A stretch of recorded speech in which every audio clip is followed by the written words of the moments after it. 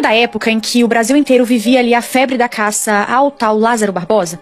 E que todo mundo comentava sobre o tal livro sinistro que ele carregava? Pois bem, eu fui uma dessas pessoas que ficou ali obcecado pelo caso. E eu lembro de algumas pessoas comentar que ele aparecia em telhados e que sumia, assim, na frente da polícia e que fazia coisas, assim, surpreendentes e que tudo isso acontecia com ele, pois ele usava o tal livro. Então, eu fui atrás de saber qual livro era esse. Então eu comecei a vasculhar a internet e achei que o tal livro era o livro de São Cipriano de capa preta. De início, em mãos, entre aspas, né? Porque era em PDF, como eu já disse, eu comecei a ler. Só que a que mais me interessava era a oração da cabra preta, que é uma oração muito famosa, pois ela supostamente atrai prosperidade. Só que ao invés de prosperidade, eu atraí, assim, algo muito pior. Eu li apenas 3 orações, e todas foram lidas durante uma tarde de sábado. Depois eu decidi não dar continuidade. Só que dias depois, sem entender o motivo, a minha vida começou a desmoronar, como se algo estivesse me puxando para o fundo de um abismo. Tudo começou de uma forma bem sutil, sabe? Um mal-estar, portas batendo sozinhas. Mais rapidamente as coisas viraram pesadelos reais. Toda noite, quando eu deitava, eu ouvia uma risada estridente, meio áspera, assim, bem no cantinho do meu ouvido. Como se alguém estivesse me observando ali na escuridão do quarto e zombando da minha cara, sabe? E era impossível conseguir dormir assim a noite toda sem acordar. Comecei a ouvir dentro da casa sussurros em línguas que eu não entendia. Lembro que algumas pessoas foram me visitar, pessoas da minha família mesmo, porque amigos nesse momento some todos. E eles foram fazer essa visita justamente porque eu sumi e não atendi o telefone, então os meus pais ficaram preocupados. E quando a minha mãe chegou, que viu o estado em que eu estava e eu contei pra ela que coisas estranhas estavam acontecendo, mas é claro, sem contar, né, a parte do livro, pois eu sabia que ela não aprovava esse tipo de coisa.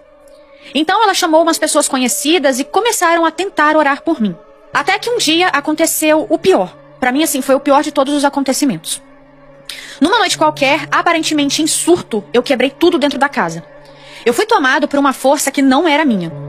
Meus olhos se reviraram, eu caí no chão convulsionando, saía espuma da minha boca e eu começava a gritar uma frase que ninguém entendia. Vocês devem estar estranhando, pois eu disse que morava sozinho. Mas por conta dos acontecimentos, a minha mãe estava ficando na casa. Então eu sei de todos esses fatos, pois ela me contou posteriormente.